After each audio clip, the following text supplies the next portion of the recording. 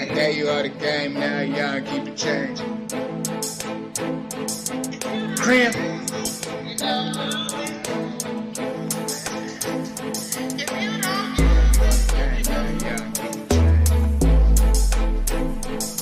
Give you a penny for your thoughts and a nickel for your brain. You wrong.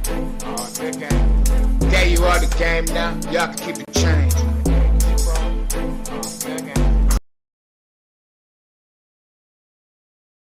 All right. We got a show tonight with Hero Consciousness and Yamin. They in the building tonight. I'm trying to get them on here right and tight. You guys can mute your mics while I'm rhyming and stuff. We're gonna talk about Christ. Is it Christ? Hero Consciousness? Hold on. Unmute your mic, brother. Hang on 1 second here. Okay, there we go. Yeah, no, I was going to talk about how and when Christianity actually came into Africa. There's a misconception a lot of times that a lot of people believe that it started in Africa, which is actually totally false. Mm-hmm.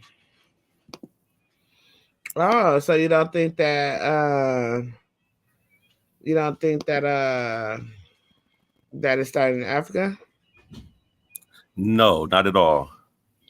It actually, believe it or not, I don't want to go too far into the presentation just yet, but no, it didn't start in Africa, but it ended up coming into Africa. Okay, and what sources did you have? Okay, so here, let me see if I can go ahead and I can bring up. Let me do this here. I got Encyclopedia Britannica. Okay, so I'm going to share my screen. Okay, share screen. And what I got here is, are you able to see that? No, you gotta click on the link that you're sharing. Okay, hang on 1 second here. When you click share, you click present, and then there's another tab that's gonna come up, and it's gonna show you like it's gonna say share screen. Then you're gonna see like different tabs, and you click on the tab that you want to share. Like for me, instance, I'll click on Christianity definition that I just looked up, and then I'll go here, and it's my screen is sharing, but then I stop sharing the screen. So here we go. Sharing the screen. Add to the stage. Okay. All right. So here we go. Let me go up here to where is that? Hold on 1 second. I just had it. Well, here I'm gonna go with we're gonna start here. We can start here. This is from a site from BBC UK. Mm-hmm. And okay, so when we look here in as far as for Christianity first arrived in North Africa. It says in the 1st or 2nd century AD. The Christian communities in North Africa were among the earliest in the world. Legend has it that Christianity was brought from Jerusalem into Alexandria on the where's Jerusalem at? Located. Well, Jerusalem would be considered in that time. It was like, it would be considered Middle East. I know that there's a big misconception that people believe that this was all Africa at one point, and it's a big misconception because there's no way that they went from Jerusalem to Alexandria on the Egyptian coast. And this is actually not a really good source here. It's just I wanted to give like a time frame because they're saying it comes in like in the 1st or 2nd century. But if we look back here, I want to show you this. Okay, so now we're looking at Ethiopia has like the oldest illustrated Bible, right? And according to the, as you can see here, according to the Ethiopian tradition, Christianity first came into Aksum Empire, and that was the 4th century AD with a Greek-speaking missionary. I'm not going to even butcher that first name, but it was converted by King Izana. Now, this is out of Smithsonian Magazine, and we can get into it. They are pretty credible when it comes down to historical accounts, and it makes sense because when you look at the actual Ethiopian Bible, one thing that we do realize right away that there was absolutely a Greek influence in it, and much of it is taken right from the Greek Septuagint. And prior to that, you know, we realized that the Greco-Romans had obviously access to that, as the early Jews were the first known Christians. And so right there is telling, to me, that's showing that it didn't originate in Africa, but it was brought into Africa. Mm-hmm. Most likely because there were traders. Mm-hmm. People did trade, especially like through the around the coast of Egypt, simply because the Nile was there. And we all know what the Nile Valley was all about. One of their biggest how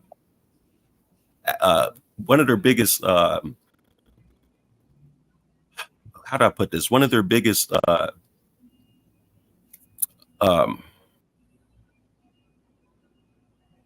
brother fell off. I hope he come back. But let me just share my screen while he's gone, because he talked about Jerusalem, and I asked a question, where's Jerusalem? And it says in Asia. I don't know. Let's see. It says in Asia, but it's not pulling up as Jerusalem at this moment. But what's your thoughts on the subject on where Christianity came from, Yami? I mean, personally, I think that Christianity is it started before the church.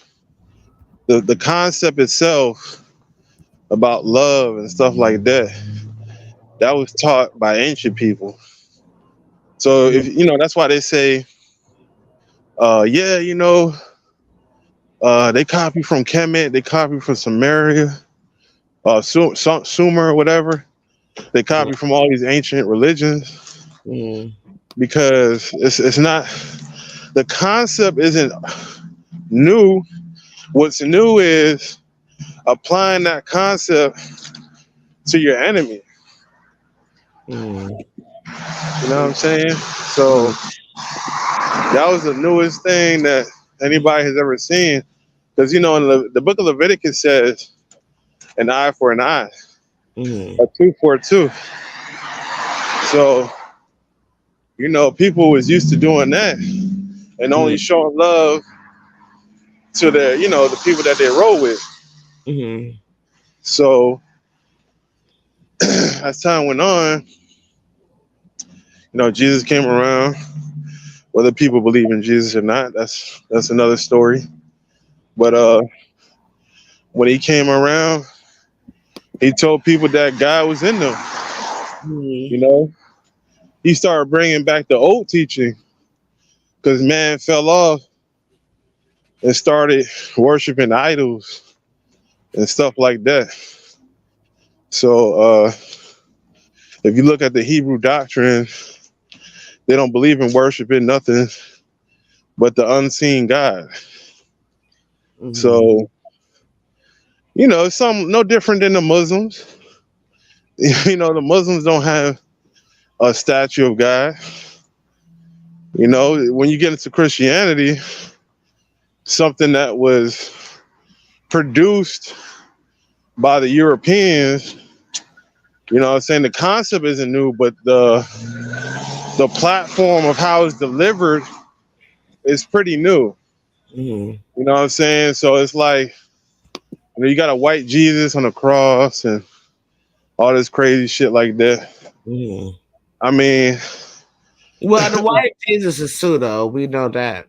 Yeah, I mean, what you see, the thing about it is when you go further and further and deeper into these old so-called Christian kingdoms and stuff like that, you find out that they have a dark skinned Jesus with woolly hair.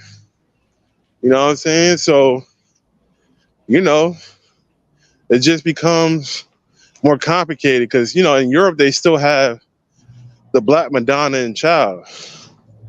You know what I'm saying? So, I mean, they gave us. I'm sorry that cut me out, y'all. I don't know what Okay. happened. I'm not sure why, but how much did y'all get to see of that? Did y'all get to when I was reading the Church on Earth in Ethiopia? Oh, I saw a little bit of it, man. I got caught up with somebody who asked me for some. Okay, so let me get back to this. What I'm gonna do is I'm gonna work off a different device so I don't get kicked out of this again. Okay. For some reason, when I go to share screen, it does this, and I don't know why, but I'm gonna go back in again. Here we go. Okay, so this is the source I was coming from, and this is from Smithsonian Magazine, right? And what they're basically talking about in here, what I said is that according to the Ethiopian tradition, Christianity first came into the Aksum Empire in the 4th century AD, when a Greek-speaking missionary named Frumentius converted King Izana. But, however, doubts of the historical reliability of this count, the scholars have disagreed over when and how the new religion reached distant Ethiopia. This is what makes the discovery of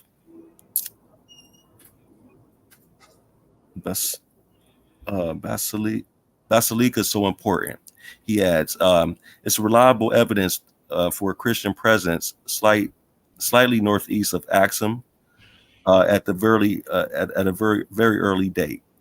So we're at here. I want to give this to y'all. Where was that at? Right, this. Let me see. Okay, so what they're saying. Can y'all still hear me? It's in and out. Yeah. Okay, I just want to make sure y'all can hear me clearly. All right. Let me know if y'all try to stay with me so I know y'all there. But what they were saying is that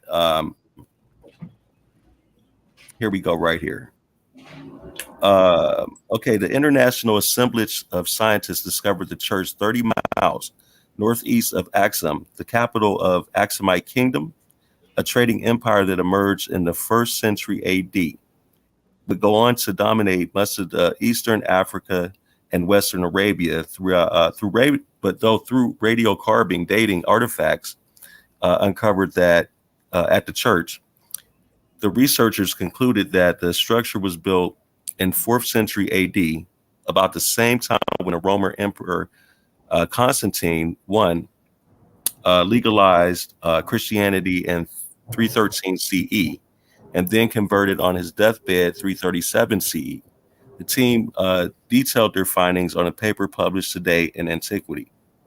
So what it says, the discovery of the church and its contents confirmed the Ethiopian tradition that Christianity arrived at an early date in an area like 3,000 miles from Rome. The finds suggest that the new religion quickly spread through the long-distance trading networks that link the Mediterranean via the Red Sea with Africa and South Asia, shedding fresh light on a significant era about which historians know little. The Empire of Aksum was one of the world's most influential ancient civilizations, but it remains one of the least widely known. And this is Michael Harrower of John Hopkins University. He's the leading archaeologist on that particular team. So what I was trying to get at is that what we do understand is that just even from that, and I can go on several sources so we can actually see, but Christianity did not start in Africa.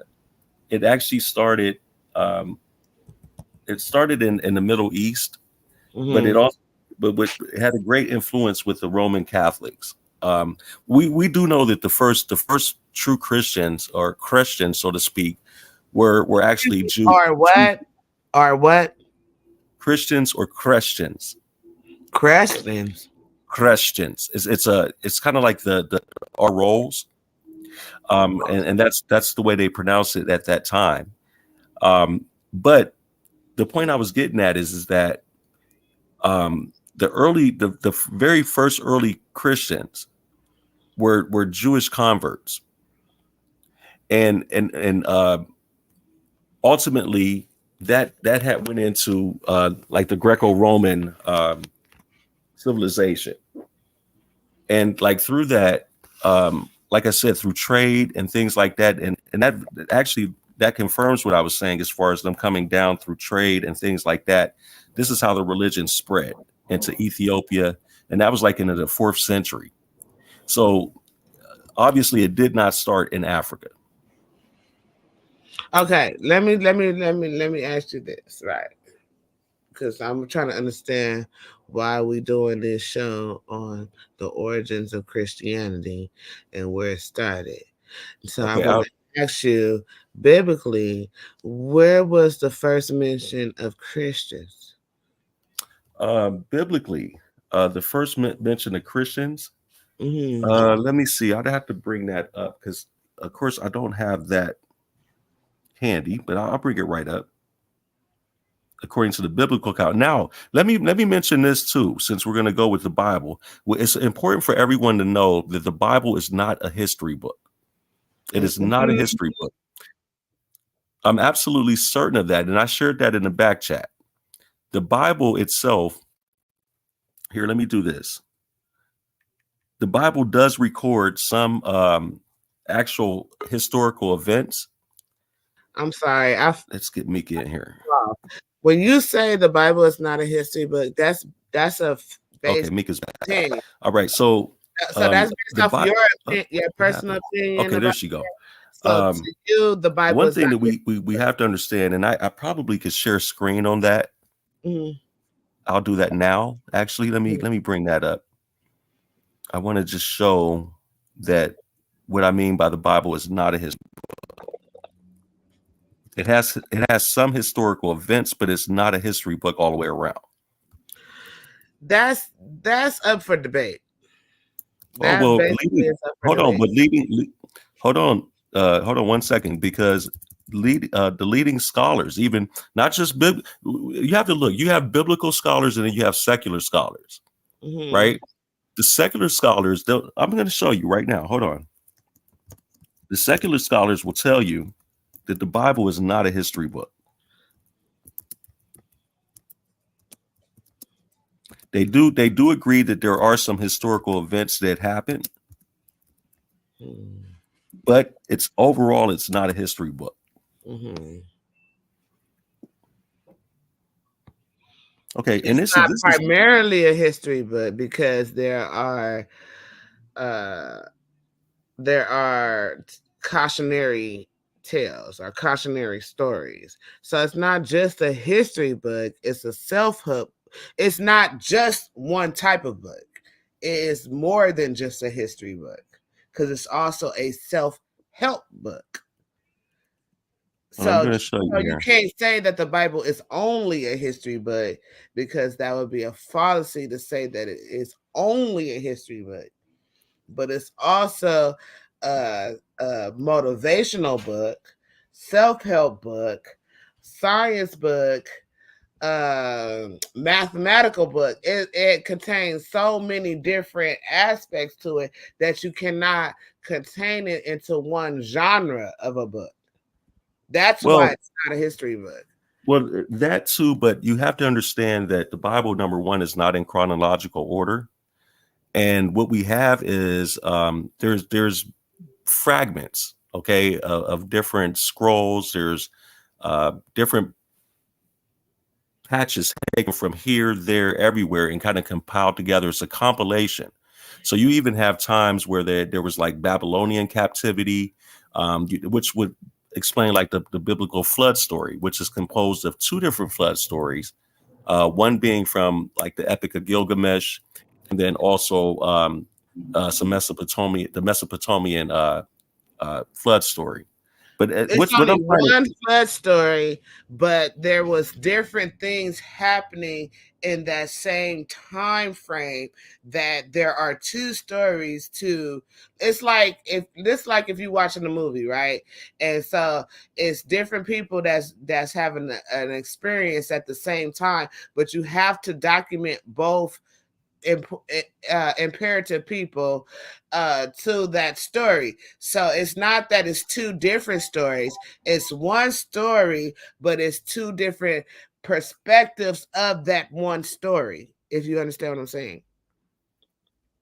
Well, no, I disagree because let me just say this. I have already had this debate before, and I was able to show scientifically and mathematically why a worldwide flood is completely impossible.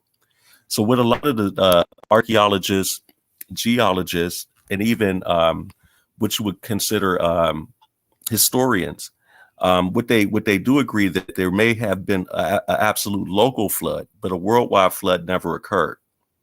And so if they ain't lived in it, they can't say what's impossible, because you know why? Nothing is impossible. Nothing is impossible. No. What Everything you're saying is possible in this world. Everything is possible. I'm telling you, there's not enough water on the earth for it to be a worldwide flood. The earth is 80%, 90% water. No, ma'am. It's not that much water. There's about 73 to 75% water. And even with that, majority of water. Hold on. Let me cite my source. I didn't know I was going to debate tonight, but let me bring up my source. We're not debating, but I'm just saying, like, even our bodies is made out of 77% of water. Can I say something? So from my research, there was a video I had. Some lady sent this shit to me mad years ago on my other account that's no longer active, but she sent me a video where scientists were saying the opposite of what he's saying that scientists said. They said that it could have been very well a global flood. I don't know where the video is at. I forgot what, I think it's on YouTube. I don't know, but I was watching a video. It was a white man talking, and he was like, yeah, people say da-da-da. And then next, they showed how that could be a possibility. And just because you see scientists that agree with your narrative, whatever that narrative is, mainstream, narrative, which is like that can't be possible, right? And then you have the not so mainstream narrative where other people are saying something totally different. You see what I'm saying? So, go ahead, brother. I'm sorry. So I mean, that's just basically what I was basically saying. Like, it's funny to me that, whatever you want to find as far as information backing your agenda, there's plenty of information to back whatever you're looking for. If you believe that we're in the Matrix, there's plenty of information stating that we're in a holographic universe. If you believe that we have a flat Earth, there's plenty of information that can confirm that you're in a flat Earth. If you believe that the Earth is round, there's information about that.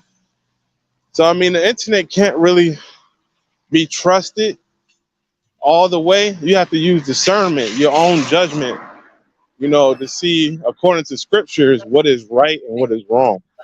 That's all I got to say. Your show. Don't nobody want to hear what they talking about. YouTube bullshit. Well, look, I'm gonna share screen. right? I brought up a pretty reliable source here, and I'm going to show. And actually, let me just say this here. Let me start here. Here we go. I'm going to present some scientific evidence that there could not have been a worldwide flood as described in the Bible because there's simply not enough water in the Earth's atmospheric system to produce such a flood.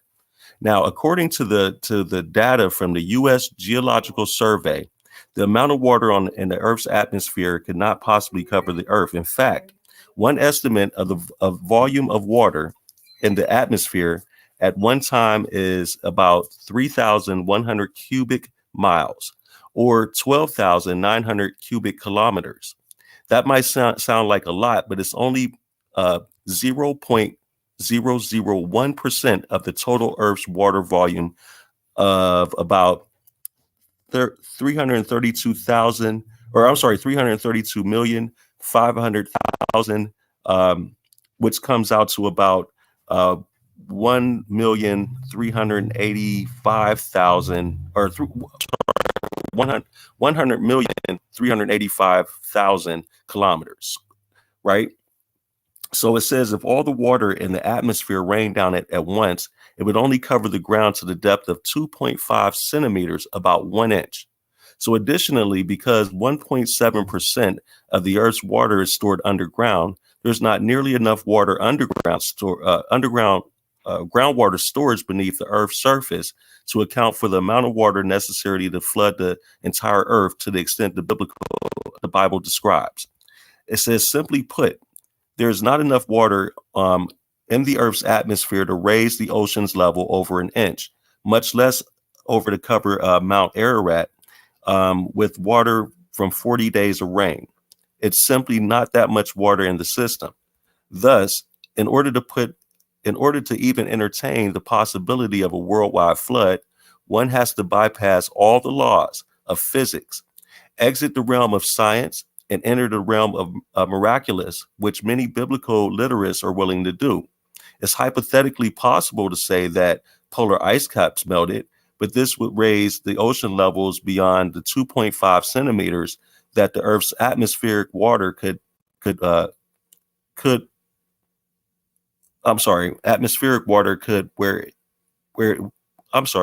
it to all rain down. But even then, the thaw would only slightly affect the world's coastline. Additionally, all scientific evidence points to larger polar ice caps in recent history, not smaller. Another fascinating scenarios could be offered to explain the flood. For instance, some might suggest that the colossal ice asteroid could have burst into our orbit and melted, bringing it with.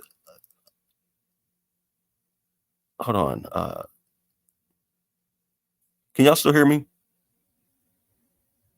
Yo? Can y'all still hear me? Okay. I just wanted to make sure. I didn't want to get cut off here. I said okay.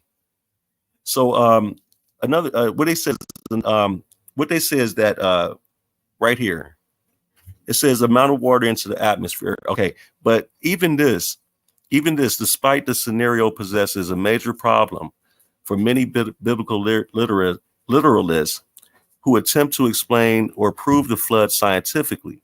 The Bible says it rained and the springs of the deep opened, but it mentions nothing about an asteroid. Likewise, where water to enter the Earth's system, where did it all go?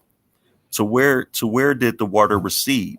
The Earth's water cycle results in all watering residing somewhere on the Earth's surface in the form of oceans, ice, freshwater lakes, beneath the Earth's surface and subterranean reservoirs that produce springs, geysers, and the Earth's atmosphere. Let's be clear, because when you put out numbers and stuff like that, you got to put out both numbers. So I just want to be clear, right? 71% of the Earth's surface is water. That means only 29%. No, that's inaccurate. That is inaccurate. That is not inaccurate. That is inaccurate. So you listen. said this earlier. So do we want to rewind the tape? Let's rewind the tape. Because I asked you earlier. Hold on 1 second, because you didn't let me finish. Because I'm getting ready to really get to the meat. I left and came back, and I was just revisiting that because you said you missed a whole great deal. 71 to 75%. You said 71 to 75% of the Earth atmosphere is consisted of water, and it is impossible to flood the water. Bible shit, it's not. If they don't get they done. Ain't nobody even talking Bible. I'm going by what he said. You're going by the Bible. I'm going by what he said. I can't help that you traumatized by the scriptures. You're going by the Bible. The shit didn't happen.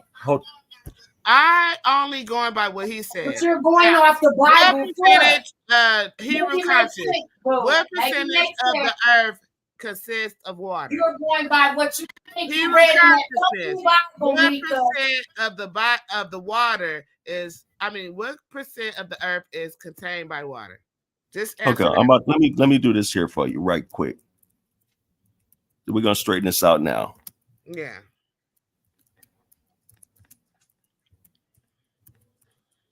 Okay, so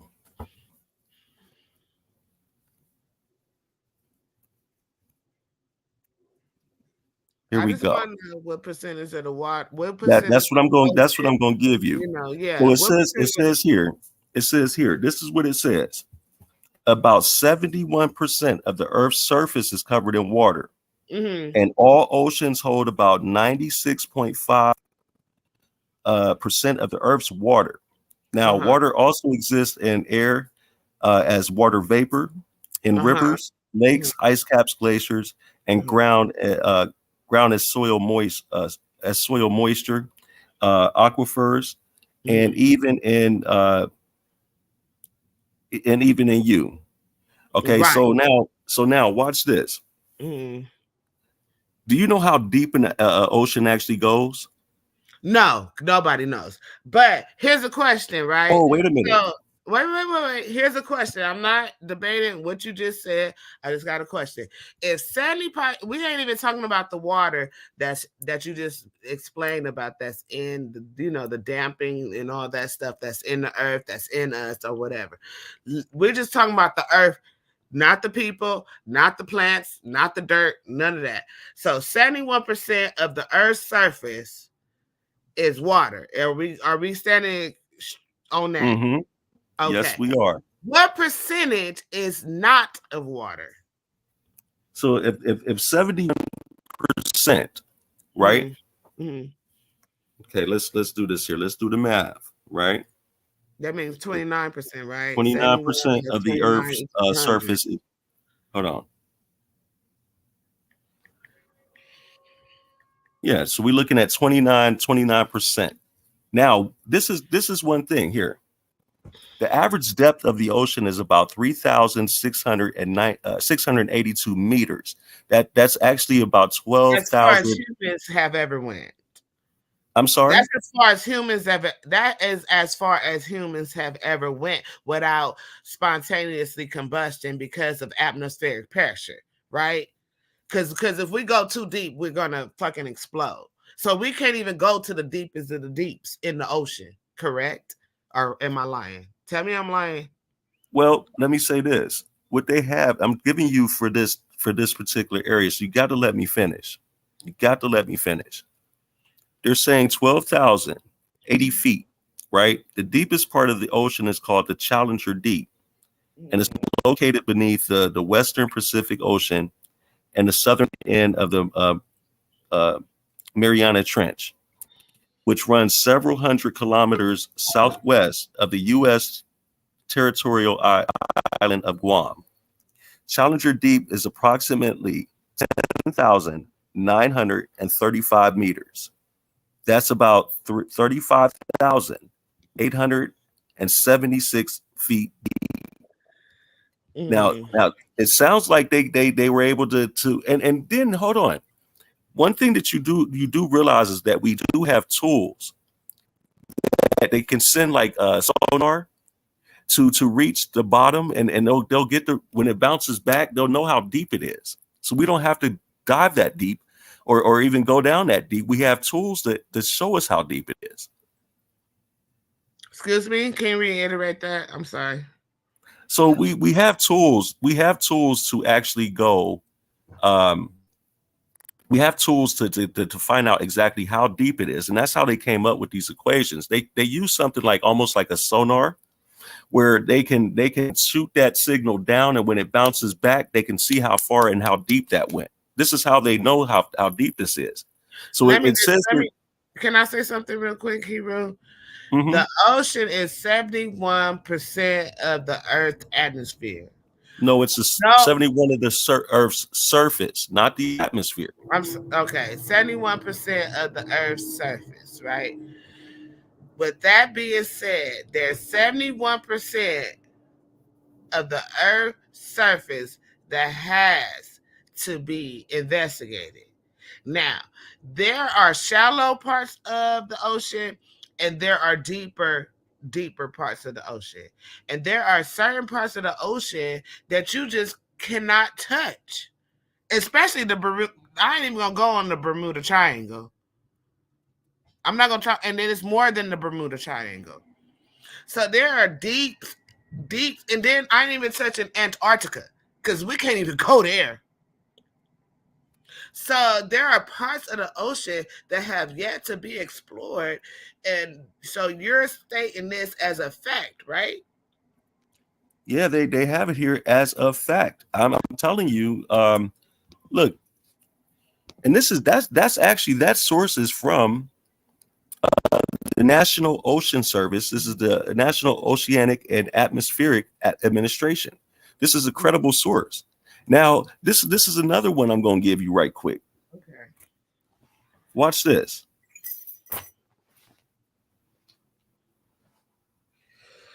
Watch this. Here's something else. Hebrew, I got, you know how I am. I got to ask the hard questions. Oh yeah. No, that's no problem. Iron sharpens iron, bro. Iron sharpens iron. So yeah, that's no problem. Okay. Now watch this. I'm gonna give you guys something right quick, because now we're gonna look at something. Let's look at this here. We're gonna take a look at the Grand Canyon. Okay. It says the stair-step appearance of erosion and sedimentary rocks in the Grand Canyon, with sandstones and limestones forming cliffs and shells forming gentle slopes, cannot happen if all these rocks were deposited in less than 1 year. If the Grand Canyon had been carved soon after these rocks were deposited by a worldwide flood, they would not have had time to harden into solid rock and would have been saturated with water. Therefore, the sandstones and limestones would have slumped during the carving of the Grand Canyon and would not have formed cliffs. Now that's citing Hill, 2016. Here's another one. The salt and gypsum deposits, more than 200 feet thick, occur in the Paradox Formation in Utah, just 200 miles north of the Grand Canyon. And these deposits are the same exact age as the Tupai rocks in the Grand Canyon that were supposedly also deposited by Noah's flood. Similarly, salt deposits up to 3,000 feet thick exist in various places on all continents and in layers of all geologic ages. And these deposits can be produced by evaporation of seawater. So such evaporation could not have happened in repeated intervals in the midst of 40 days and 40 nights of raining. And during the supposed continuous deposition of sedimentary rocks by a worldwide flood, in which the only drying and evaporation is said to have occurred at the end of the flood. So Collins, they're citing Collins 2006, 2009, 2012, and then Hill again 2016. It says also the sand dunes with giant cross bedding across the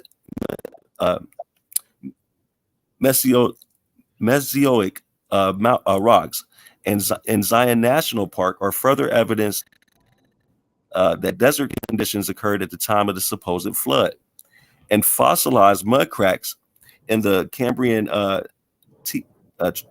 Tapetes formation on the top of the Precambrian Vishnu schist at the bottom of the canyon, and indicate that drying conditions existed during the alleged worldwide Noah's flood. I'm sorry for the stuttering here for a second, but anyway, it says that, and these drying conditions occurred, and at the very beginning of this supposed flood. Although the mud cracks can be also formed in mud underwater by compressions that squeezes out water from the mud, such compression is not likely to occur in a flood. Moreover, fossilized mud cracks are found in other formations that were supposedly deposited during Noah's flood, and these mud cracks occurred in red shells that coexisted with salt and gypsum layers. Therefore, these mud cracks were likely formed by deltaic mud flats that were exposed to the atmosphere, where their iron-bearing minerals reacted with oxygen in the air to form the red hematite. Okay, so it says raindrop prints occur in many places around the world, which could not have been formed or preserved if the muds now in shells containing these prints were deposited underwater during Noah's flood. Also, the nest of dinosaur eggs are found in several places around the world. And it is logical that dinosaurs could have had enough time to create these nests and layer their eggs while they were fleeing from rising waters to reach higher ground. But it does say this. The white cliffs of Dover in the eastern coast of England consist of chalk layers up to more than 350 feet thick, that they are composed of fossilized coccoliths, and it's a kind of algae. And these layers are the same age as the sedimentary rocks that overlie the giant cross-bedded sandstones in Zion National Park. Therefore, they were supposedly deposited by Noah's flood, but the coccoliths are very tiny and have chloroplasts that require sunlight. That requires sunlight that must float close to the ocean surface to get energy from the sun. So I'll stop there and let you ask a question. Okay, what's your understanding of stromatolites? Stromatolites. It's let me do it this way.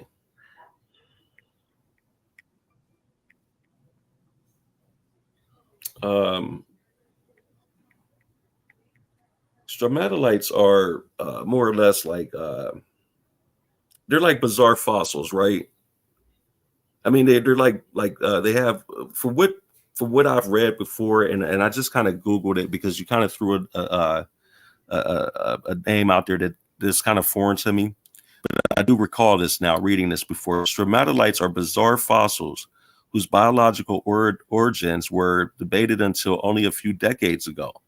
Today, scientists generally agree that stromatolites are layered colonial structures predominantly formed by cyanobacteria. Excuse me? That's what they are. And this is, and where you find these at is at the Capitol Reef of what they call that. This is at the Capitol Reef National Park.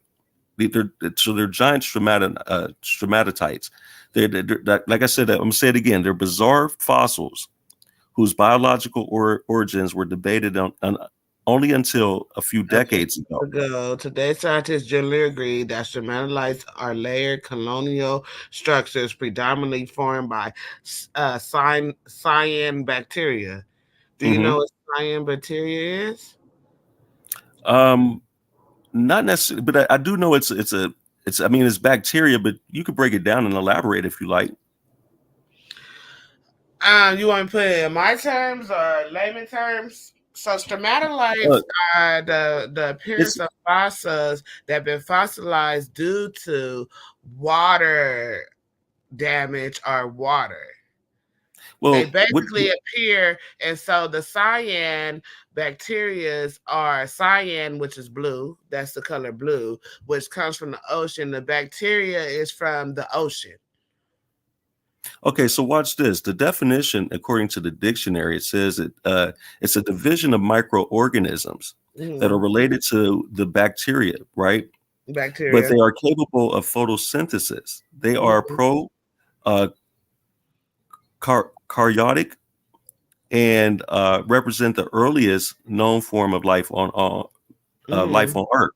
Hmm. Right. Right. So cyan bacteria originates from the ocean. If Hmm. if so.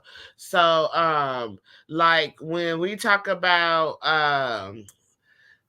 what's his name?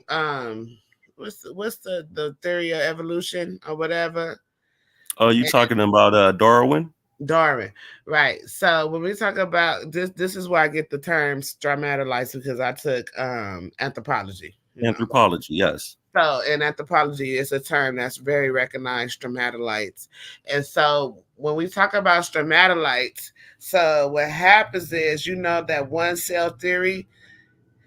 Do you understand the one cell theory? Well, what you're talking about is a single cell organism that eventually evolved into a multi. Yeah, single cell, one cell, single Yeah, cell, one cell. What's the the difference, right? well, yeah, what, yeah, it's the same thing, but it eventually evolved into multicellular organisms, and that's what we Which, were at one point. which originally came from the ocean. Yes. Oh, okay, okay. So just so we clear. Okay. So stromatolites usually they cause these different layers in rock formation or whatever, and these layers and these rock formations are created by the cyan bacteria, but it's also created by the water that hit these rocks. So when you see a stromatolite, it's usually because it was some water that hit that thing. You get what I'm saying? Hmm. so so the water create just we got air, fire, water, and earth, right? These are the primary um, elements, Elements. right? So with that being said, they all interact with each other at one point or another. Is that could that be considered a true or false statement? Absolutely. Well, absolutely. I think so. I didn't want to stray away from this because I was getting ready to nail this home real quick. Oh, nail it then. Nail it in the coffin then. What's going on? Because okay, this is not going to take me but a few minutes, but I promise you this is going to really nail something home. Okay, so I was talking about the cocklifts, right?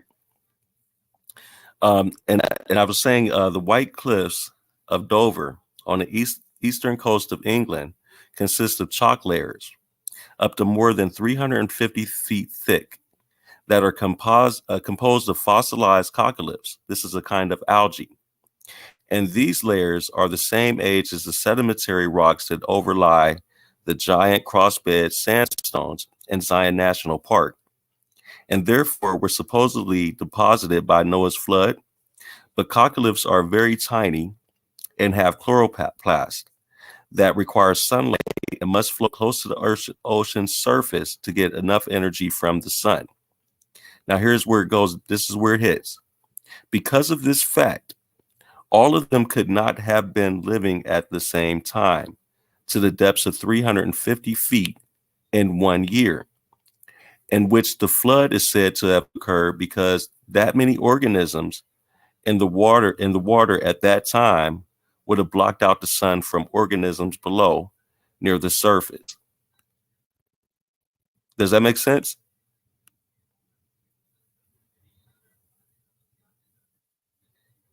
You guys with me?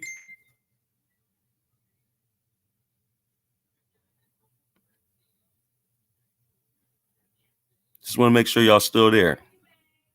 Okay, I just want to make sure y'all still there. Now, we go back to this.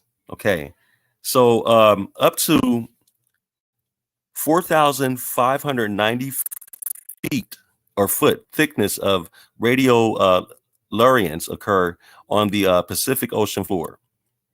Radiolarians are tiny marine organisms with silica skeletons. I'm sorry.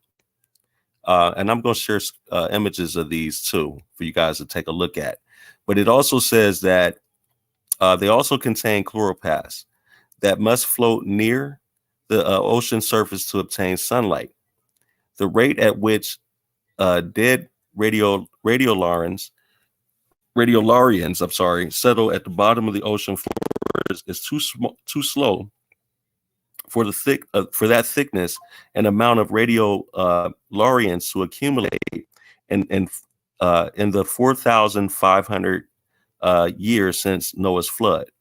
Although radiolarians are not found in the sedimentary rocks of the Grand Canyon, fossilized radiolarians are common in sedimentary layers in other parts of the world of the same geologic age, and each of those layers contain distinctly different radiolarian species that are among more than 4,000 different species that have been identified. So chaotic rushing waters of a tsunami and Noah's flood would have been unable to sort out these different species in different geologic ages, from those living in the early flood to those created in the late flood. So none of the sedimentary rocks in the Grand Canyon contains fossilized pollen grains that are produced by grasses, pines, flowering trees, plants, whereas these same rocks in the canyon only contain spores of algae, ferns, moss, and fungi. It says a worldwide flood would be expected to mix these tiny structures if all were alive at the time of Noah's flood. And this mixing did not occur. How can a rush of water and a tsunami sort out and separate tiny reproductive structures from each other? So I'm gonna stop there because that's a very good question I wanted to ask. If we had a worldwide flood, and obviously if there was, if according to the Bible, it said that the groundwater itself burst open, this would create tsunamis.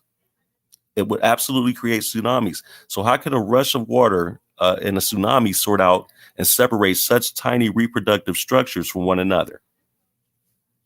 Anybody want to get at a shot?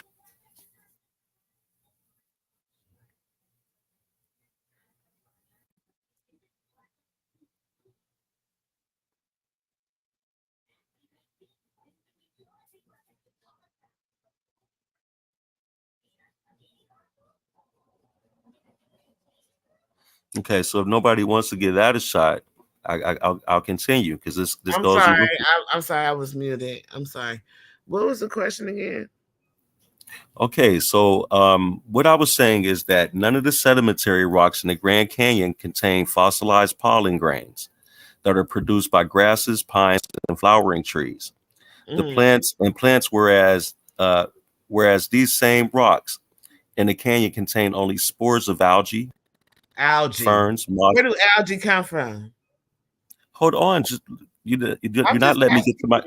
Hold on, I asked the question, and I was trying to see if you can answer it, but I just wanted to rephrase it because you didn't hear any of this.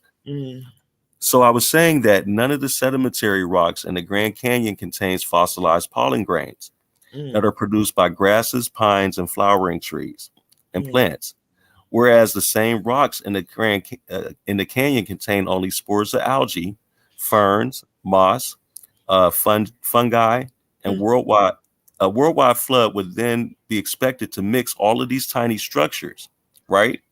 If all were Wrong. alive at the time of Noah flood. But now here's the question. Wrong. That's not right. You said that I'm reading from a scientific journal. How are you gonna tell me this is not right? Can you present it on the screen? Yeah, I sure can. Do that. I sure can. Thank you. Let me see. Let me go ahead and share screen. I don't want anybody to think I'm making this up.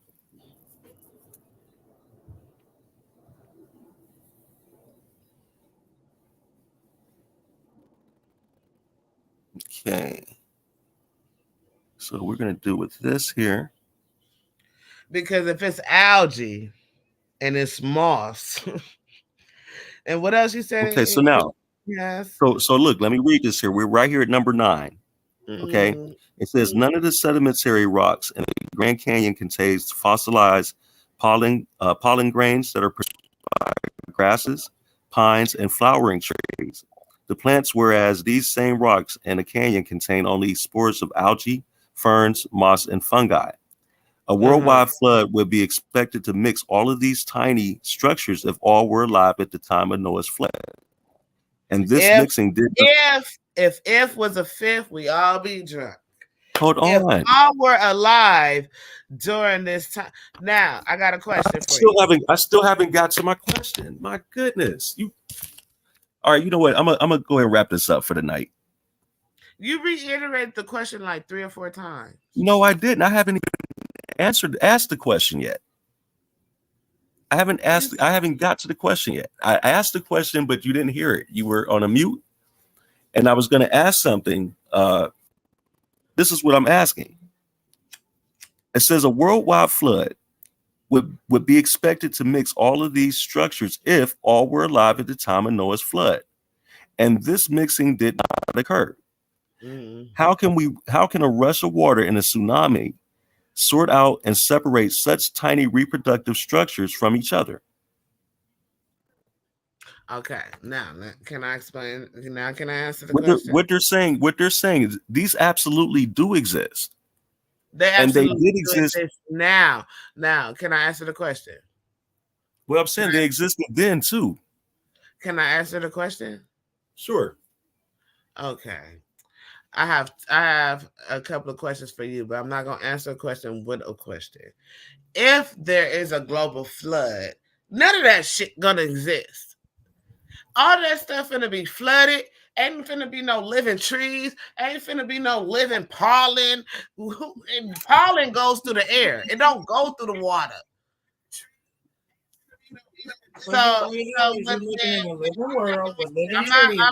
I'm talking to a Hebrew right now, sis. Hold on. He asked me a question. Let me answer the question out of respect. Respect, please. So, if it's a global flood, none of those things are going to exist in a flood. None. And they're going to miss. They're not going to do none of that. You're missing this. You missed it, sis. You missed it, sis. No, I did not miss nothing. I heard you ask the question 3 times. Well, what I'm saying is these things did exist prior to the flood.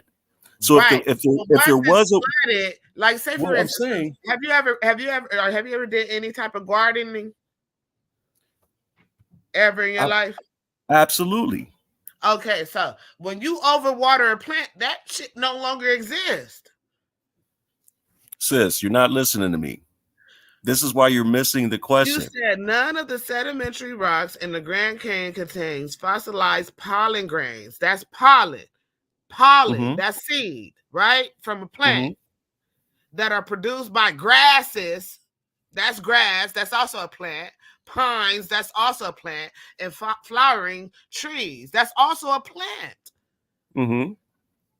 Whereas these same rocks in the canyon contain only spores of algae, moss, and fungi, which is all of ocean plants. Those are ocean plants, water plants that survive in water, sir.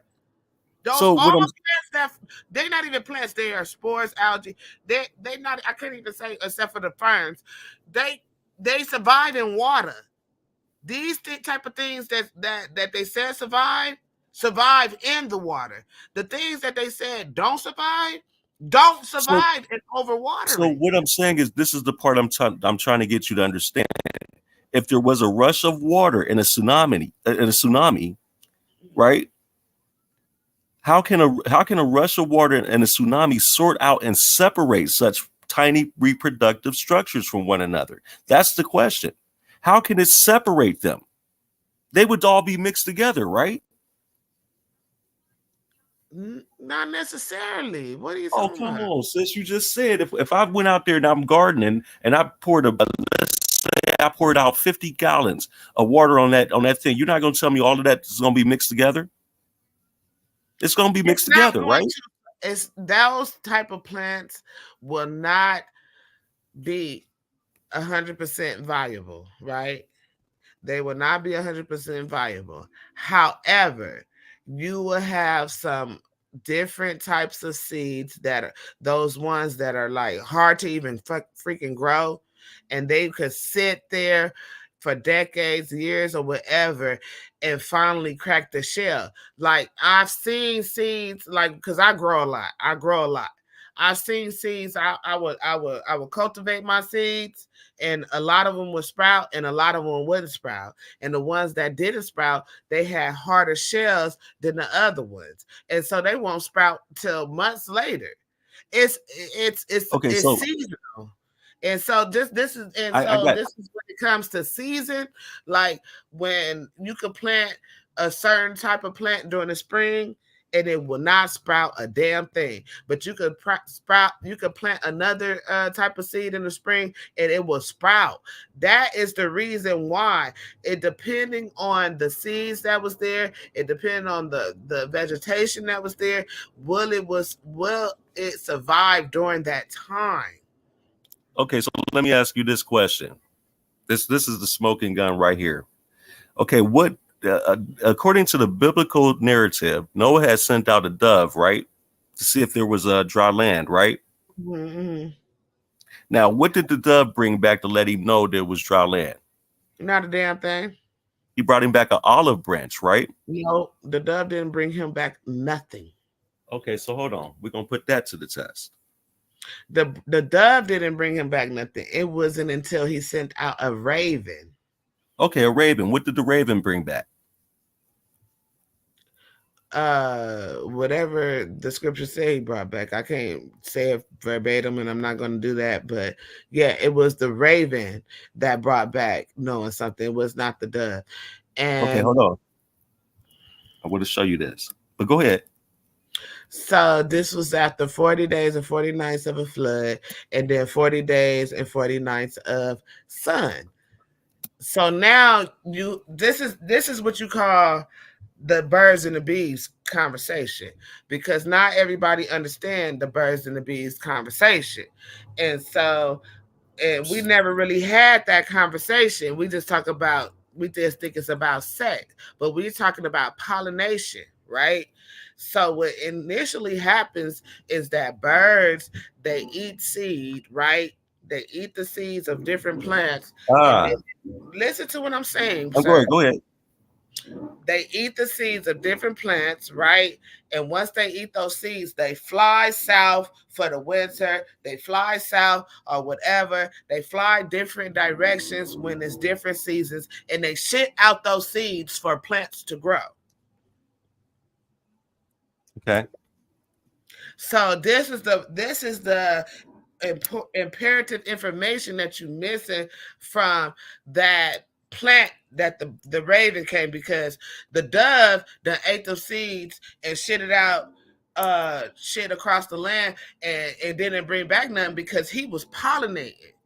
And then when so by the time the raven came out, stuff started growing, and so the raven was able to come back and bring something. So it's up to you to want to listen or not listen. I don't care, but I'm listening. I'm just talking to Hebrew right now. But I came here to just shine a light on it, because people don't know how literary art is. I'm a literary artist person, and when you talk about things like that, You got to be clear on why did they say there was a dove first, and then. So what did Noah feed the people on the ark? The animals. Excuse me. Who fed the animals on the ark?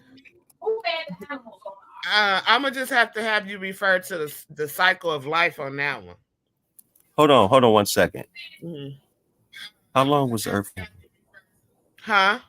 Hold on. I was trying to bring up my slides, right? Okay, so and I have one more, and I'm gonna bring this all the way back because I just want to make a point real quick. Mm-hmm.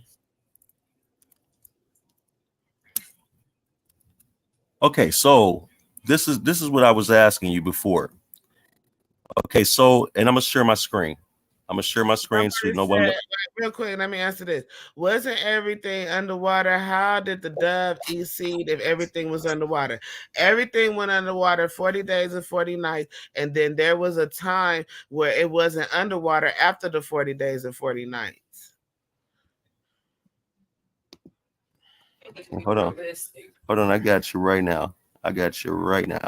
If we saw, I wasn't even going biblical, but if you guys want me to, I can bring up the scriptures about that. But I really don't. So hold on. This is because I'm keeping this just theory and science. I'm not trying to go biblical. No, but I'm saying we're talking Noah's flood, right?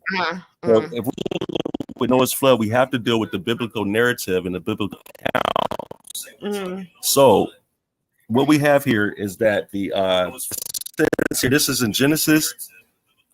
This is in Genesis 8, and it says he reached out his hand and took the dove and brought it back to himself in the ark. And he waited 7 more days and again sent it out from the ark. When the dove returned to him in that evening, that's new. No, that's wrong. But it was a freshly plucked olive leaf. So wait a minute. Wait a minute. What hold on, wait a minute. Do you want a different you want a different Bible to use? What you want, the King James? Yeah, because you reading that wrong, brother. That's so wrong, and then that's not even the Bible. That's somebody's. That's somebody. No. We're gonna go straight to the scripture because that's somebody's blog. You gotta go to the scripture. Wait. Hold on. Okay, we're doing the scripture here. Hold on, because I'm finna just King James Bible. King James Bible. I'm sharing it. King James Bible. That's not no Bible. That's not a Bible. King James Version Bible. Oh God! Why this is not the Bible? This is the King James Version. Genesis you see right there, King James Version. And he sent forth a raven, which went forth to and fro until the waters were dried up off from the earth. That's the answer. That's the answer. Whoever questioned it, it wasn't everything underwater. No. Go to verse 11. Go to verse 11. Go to verse 11. What does it say? Hold on. And the dove came to him in the evening, and lo, in her mouth was an olive leaf. Okay. So I have it. So Noah. So it was right. So Noah knew the water had abated from the earth. Right. Also, he sent forth the dove from him to see if the waters were abated from off of the face of the ground. Yes. Right? Now watch this. Now watch this. The dove found no rest for the sole of her feet. And she returned unto him into the ark, for the waters were on the face of the whole earth. Then he put forth his hand and took her and pulled her unto him into the ark. So now watch this. Wait, let's just keep reading. And he stayed yet another 7 days, and again he sent forth the dove out the ark. And then verse 11, and the dove came in to him in the evening, and lo, in her mouth was an olive leaf plucked off. So Noah knew that the waters were abated off from the earth. So it was the dove. Okay, excuse me, brother. Okay, so now watch this. I knew it was a raven. So first it was a raven, then it was a dove.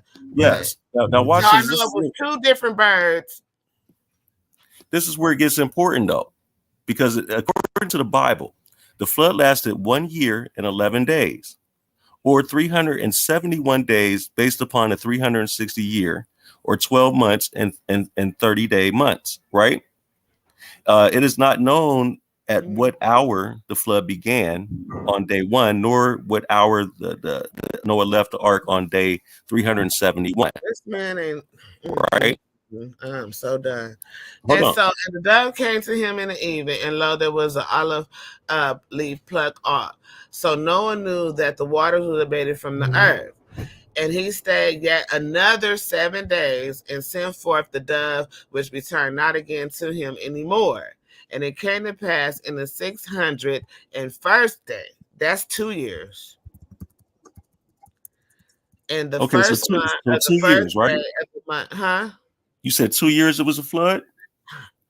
No, it wasn't 2 years. It was a flood. It was 40 days and 40 nights for a flood. But he waited for the water to dissolve. Right. And so that was over a year. Right. So it took like a year and a half for the waters to dissolve after the flood. Mm-hmm. Now watch this. And so the first day of the month, the waters were dried up from off the earth, and Noah removed the covering of the ark and looked, and behold, the face of the ground was dry.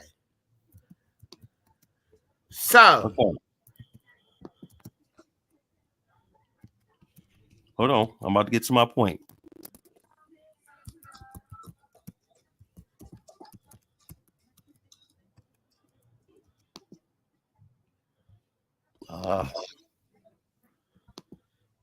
Go back.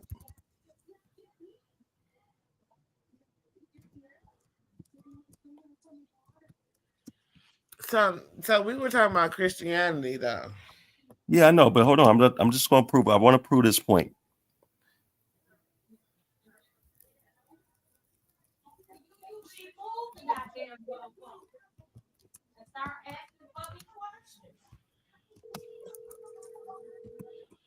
Now, I'm almost there. Do her own live, and then we can chat.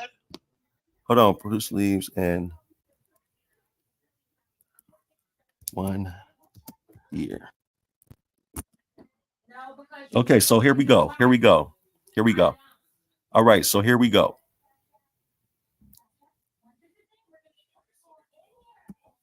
Let me go down here to the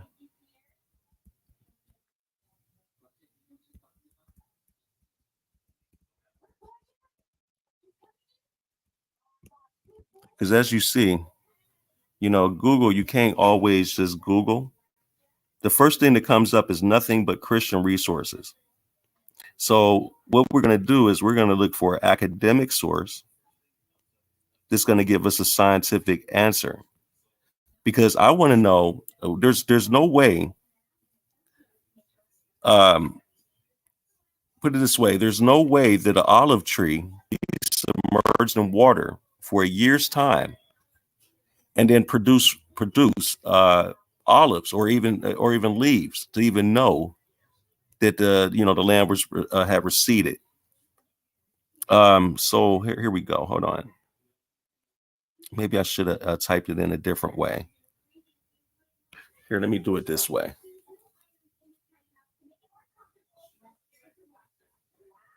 Let me do it this way, sis.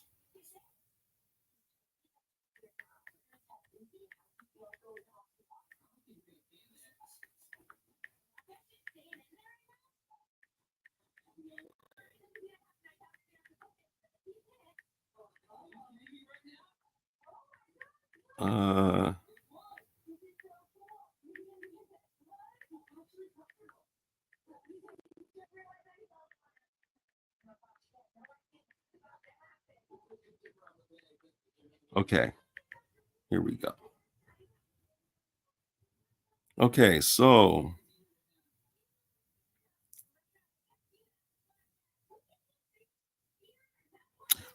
right here, this is from this. I'm gonna give you the actual university. It's a PDF. Let me see if it'll do it on this computer because I really want to share the screen, and then that way you can see what I'm saying. It's this is an actual This thing is acting so slow. But what it says here, this is from here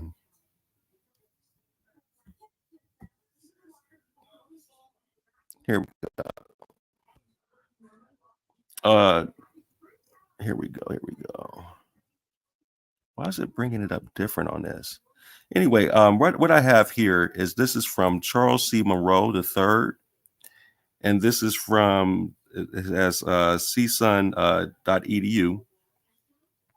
and this is actual PDF. But it says if the olive tree had been completely submerged underwater, as Genesis 7:20 says, states, for 5 months.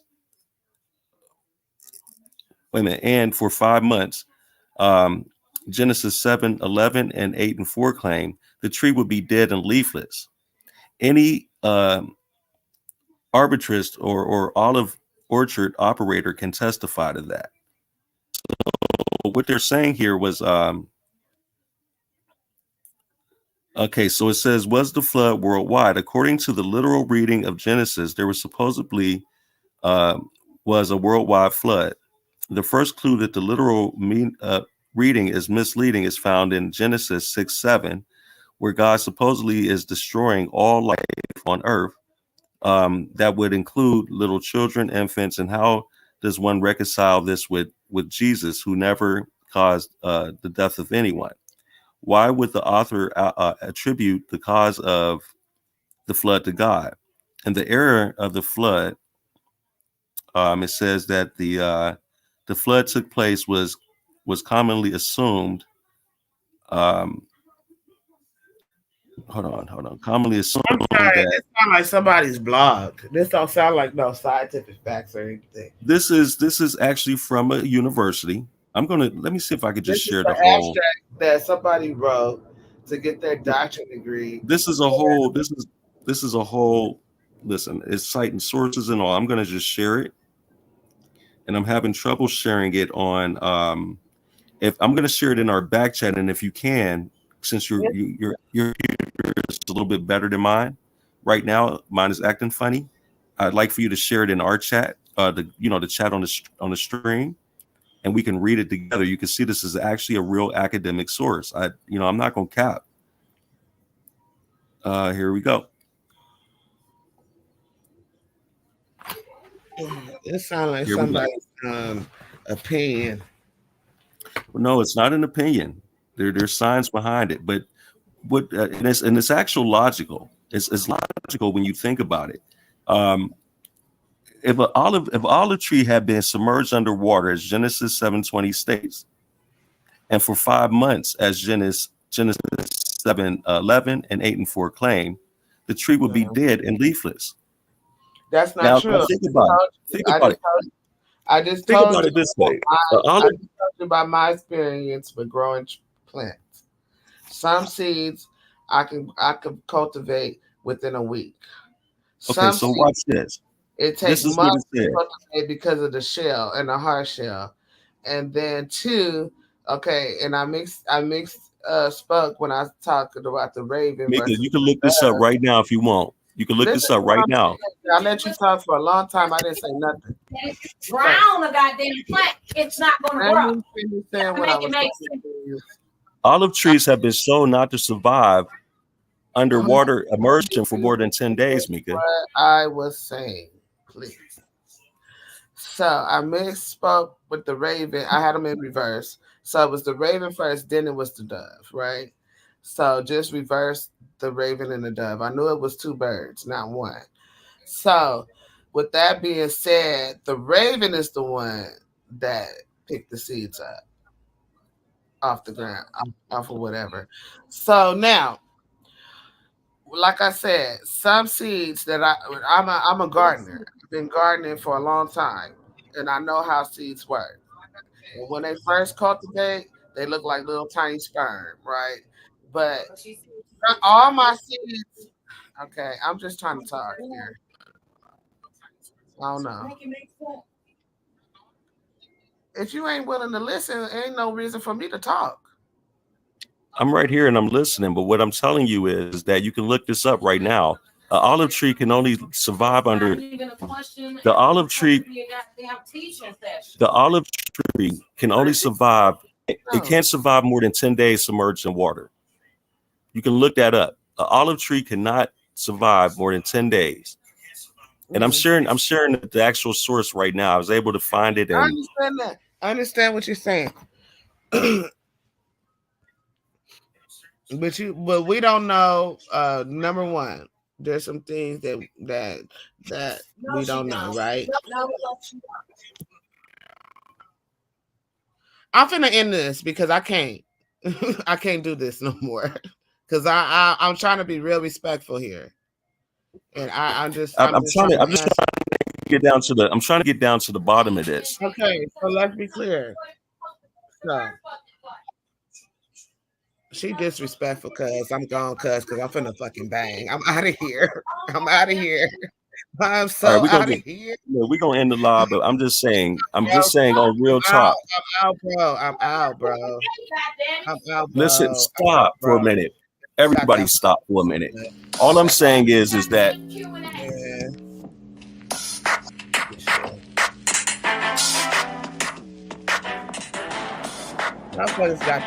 got that FOMO, no como, diarrhea at the mouth for that promo. Riding solo in the low. You only live once, YOLO. Fear of missing out, running your mouth. Shaped like a trout, cat for clout. Your friends are running out, always talking loud. What you talking about? You ain't right just because you scream and shout. You wanna be heard, should've closed your mouth. Lost a bro code, let it go, 3 or 4. Waving the fofo, kick in the dough, unlimited supply.